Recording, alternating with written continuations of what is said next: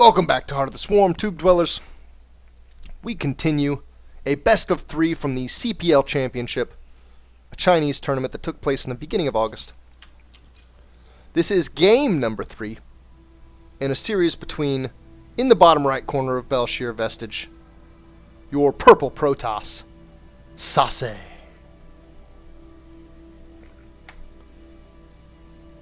And his opponent spawning in the top left,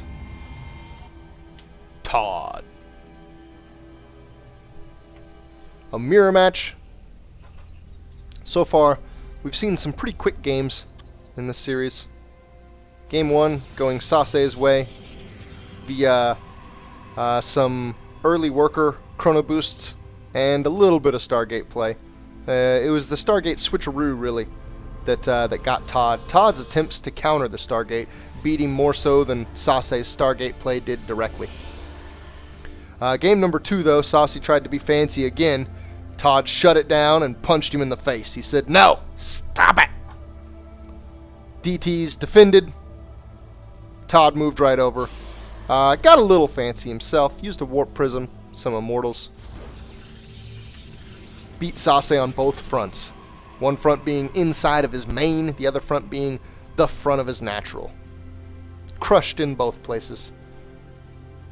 We come to 1-1. And so the ace match.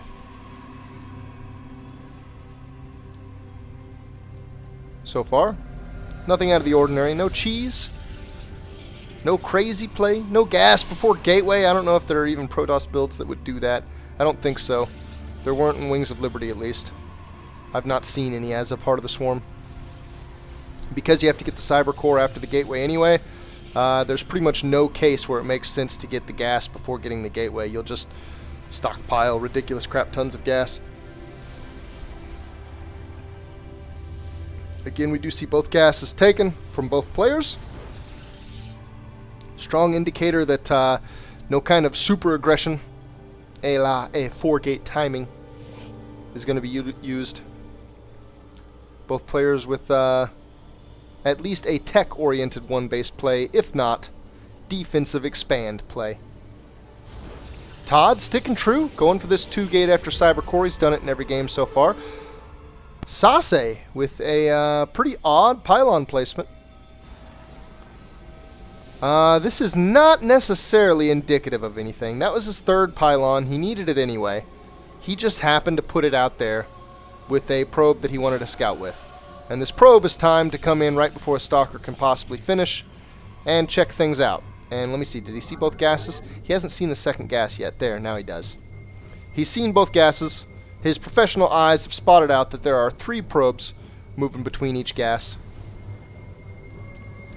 This pylon, I believe, is kind of a... I don't want to call it a just-in-case pylon, because there's not really anything it defends. It's more like a savor-the-flavor pylon. He's going to get to this pylon later. He doesn't want to speed anything. He doesn't want to do any kind of crazy 4-gate, I don't think. You know, let me bite my tongue. Okay. Here comes the tongue blood. He's chrono boosting the hell out of this warp gate research. Just 3 gates, okay. Nothing crazy. It's not like a 4-gate pressure. 3 gates is pretty aggressive, though. This is probably about as aggressive as it gets anymore in PvP. He's even bringing the mothership core out to his secret proxy location. It looks like ToD's not too far away from spotting this. He's going to take his mothership core straight towards SaSe's main. ToD, though, expects an expand to work off of 2 gates, and we can see the timing here of the warp gate research. We've got roughly 20 seconds left, and actually, they're really close. SaSe's only about 5 or 10 seconds ahead on the warp gate research. That's mostly insubstantial. However, he has nothing at home. If SaSe does want to be aggressive here, he doesn't want to warp in any units at home. He does warp in one. Actually, this was a production. Production ended on one of these gateways right before that came out. SaSe with a mothership core being annoying in the main. He's doing a lot of warp-ins out here at the natural to try to cancel off this base. Seeing ToD's play in the first 2 games, ToD fairly blindly whipped this Nexus out in both games. Nice force field. It's not only going to trap ToD on his ramp, but it's going to trap a sentry down his ramp. If SaSe's careful enough about it, he can snipe this sentry out without losing anything of his own. And he's going to do that, but he's going to continue the engagement. Picks off a Zealot out the front, and ToD is the victim of his own ramp at this point. The concave goes to SaSe. SaSe's going to move right up the ramp. He's going to snipe out the mothership core. The army is heavily in SaSe's favor. The production is in SaSe's favor. I don't think ToD can even spend all of his money on just 2 gates. No, we see a third one coming out. We do see a robotics facility with an Immortal getting close. This Immortal's going to help the defense a lot, but we also see SaSe with a 5-kill mothership core in the main. These are all probes. He gets a 6th. Wow, 19 to 30. SaSe's sitting well above 2-base saturation, meaning he can stop this pressure and put out a Nexus whenever he wants, and he'll be in beautiful economic footing. And he even snipes the robotics facility. My God. SaSe, you monster. An Immortal does come out. That's going to make any kind of Stalker-included aggression very difficult. But it looks like SaSe's not totally sold on it. He wants to pick off what he can. He's going to do the Dance of Death and eventually back out of there. ToD knows. Look, he's going across the map immediately. He knows that he has got to reciprocate damage. If he doesn't do damage right back to SaSe, he's already out of this game. Those probe kills by the mothership core especially. ToD couldn't spare any Stalkers from the front to go deal with the mothership core. 1 Stalker is all that was needed, but he was losing the battle at his front. This is a neat little pressure from SaSe. Now he's going to put down his own Nexus, and all he's got to do is defend this, and he retains an amazing advantage. A matter of fact, he could probably lose this. It depends on if ToD gets his own Nexus out. He could probably lose this and still be okay because he's got such a probe advantage. Looks like he wants to defend. He's going to come out at the last second. It doesn't get canceled. SaSe didn't cancel the Nexus. This could be a huge cost for him. ToD wants to put his own Nexus down right now. He's got the money for it, but the micro is too intense. He's still barely winning this battle on the front. SaSe's got to back up. ToD can contain. And there the Nexus is. ToD gets his own Nexus out. Looks like some warp ends around the side are going to come from SaSe. They're going to be defended by warp ends of ToD, though. And this is weird. So some production happened first from SaSe. Gave him an advantage, and he used it to push ToD in as his own production was coming up. However, ToD got a robotics facility first, and so got 1 Immortal out, and a single Immortal swung the army so hard that he was able to push all the way across the map and deny SaSe's Nexus. And even contain him for a second. And now we see almost the exact same thing is happening again. On the offensive, ToD lost just barely too much. The Immortal got picked off by a steadily increasing Stalker count. And now SaSe is right back in the face of ToD. Razor's edge balance, my God. The smallest things. ToD's even really close in the probe count, but the army count. He's got a lot of Zealots. This Immortal will actually even this out. We might progress. We may actually get out of the early game. We've kind of gotten out of the early game in the last 2 matches. We saw in match number 2, there was a lot of DT play. There was even a Colossi tech almost finished by the time the game ended. I would call it the mid-game, but it was pretty close. It was well out of the early. This game, though, we're at the zenith of the early game. This is where the early game ends. When this gets up and starts to get saturated. When you're able to produce off 2 base, I'd call that the end of the early game. We may get there. May, I say, as units are now lost by SaSe while he retreats. And ToD turns us back around for a second there. Their supply, literally identical. Look at the worker counts, identical. SaSe holds a slight Stalker lead. ToD holds a Zealot and Immortal lead, and oh God, ToD has SaSe somewhat countered. If SaSe can play this right and fight one side of ToD's army before fighting the other, like right here, attack just that and then move south, then this can still be really good for SaSe. A matter of fact, that's the best thing he could have hoped for.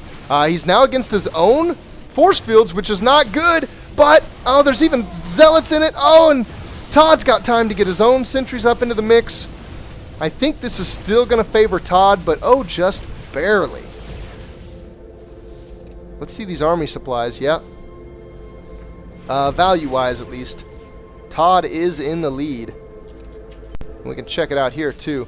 The supply is actually almost neck and neck. The worker supply is 36 to 37. Both of them are being very careful about probes. Not necessarily wanting to chrono boost anything, because too much money spent on probes means not enough money spent on army reinforcements. SaSe again with the fancy dance. Zealots from the back end. They're going to come straight over. ToD with a safety photon cannon. Did he see something?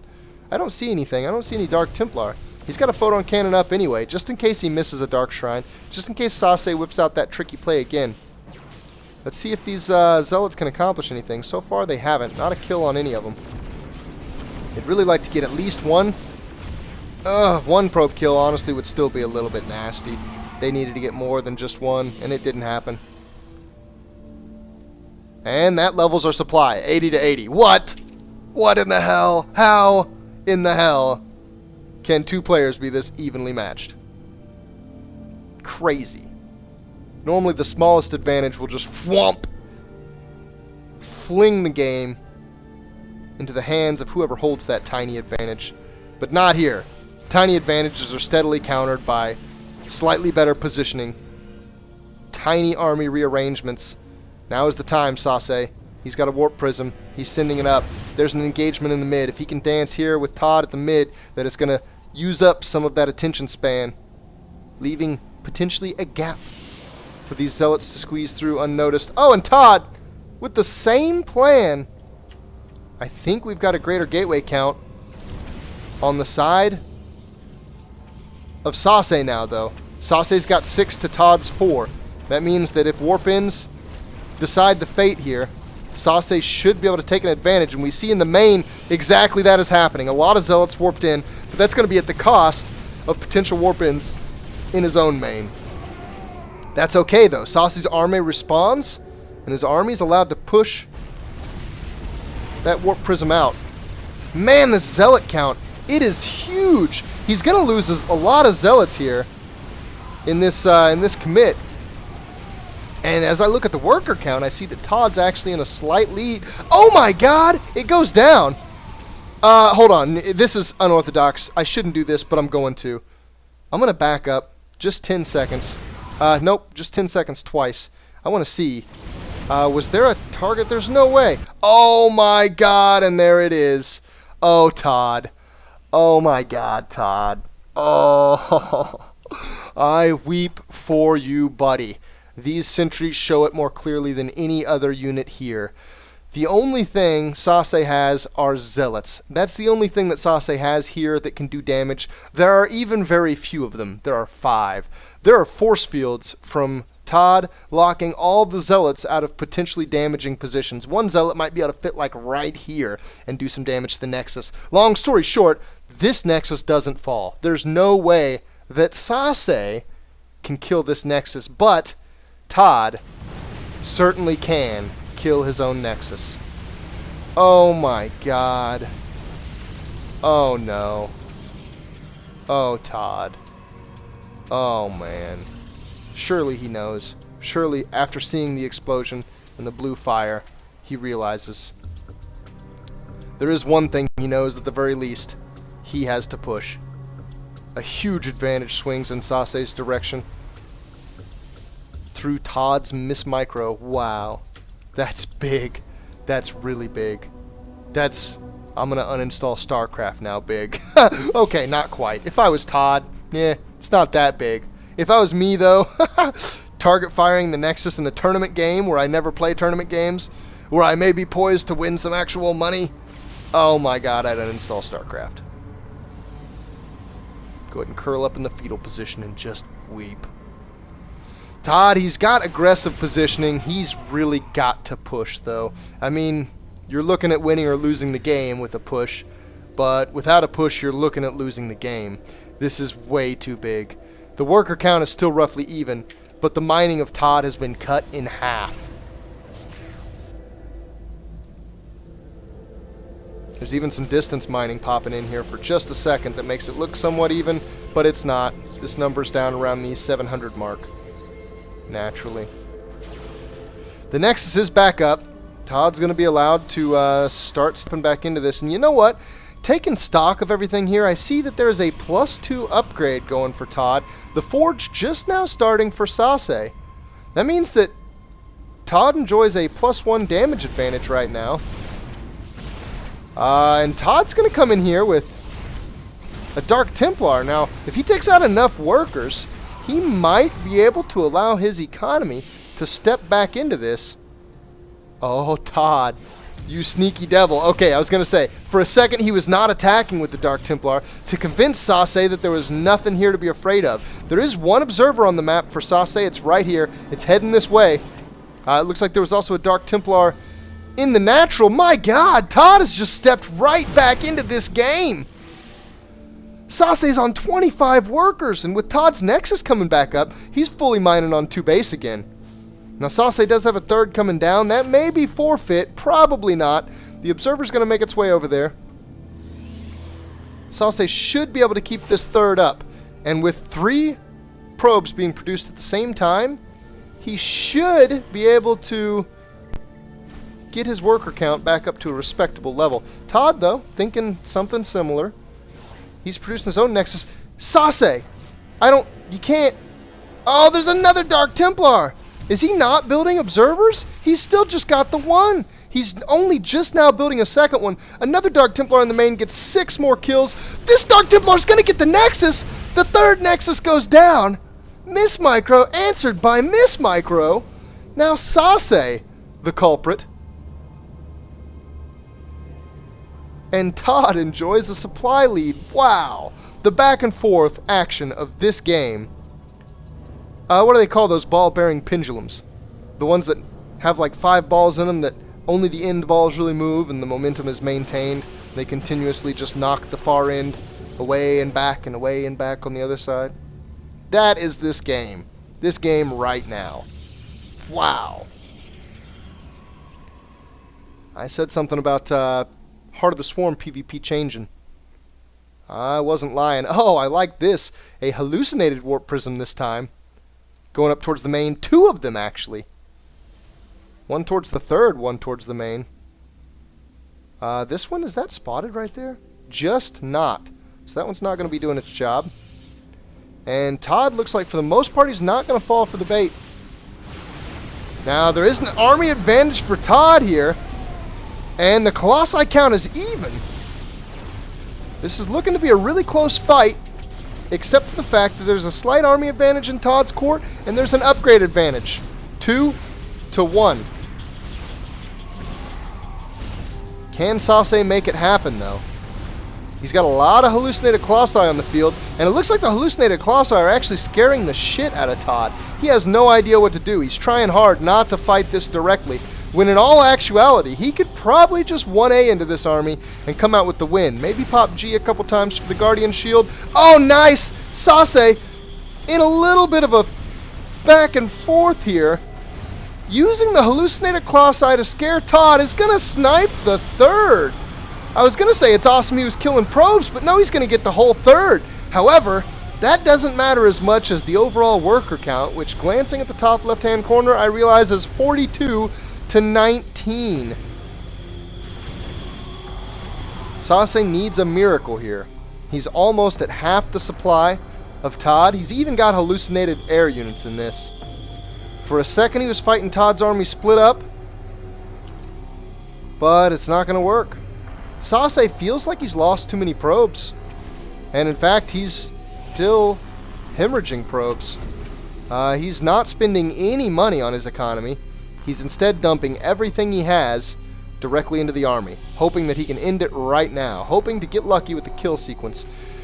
But it's not going to happen. The upgrades, the army advantage, it's held for ToD. And now ToD has a next step. He's getting his third back up. His worker count still looks beautiful. It looks like he wants to keep going with upgrades. Just now getting the money for it. +3's on the way. SaSe is left without. SaSe's only hope is to get a larger Colossi count and do one final push. And I'm being generous saying that. I'm being generous to describe that option as hopeful, because I'm not really sure it is.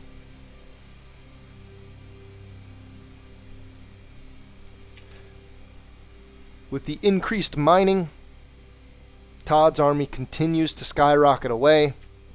With Archons, his army is meaty enough that he may even be able to deal directly with at least a slight Colossi advantage. And that's all we're looking at. It's 3-4. I say 4, knowing that there's another one coming. If the engagement happens right now, it's actually 3-on-3, with a huge army advantage going ToD's way. Again, though, with the hallucinations, SaSe looking to pull a rabbit out of his hat. That's actually a funnier pun than I intended. SaSe always wears hats to tournaments. The 4 Colossi are in it. Oh, the army's so balled up, though. And, oh, there's some miss micro going around. The gangly-legged Colossi are tripping over all the other units. The rest of SaSe's probes come in here to try to buffer, but it isn't enough. ToD takes Game 3. After Fupa answered by Fupa, ToD comes back into this game after sniping his own main Nexus and takes it out from SaSe. Wow. Really interesting game. Yet more motivation to stop playing the silly Zerg race and get back to playing Protoss.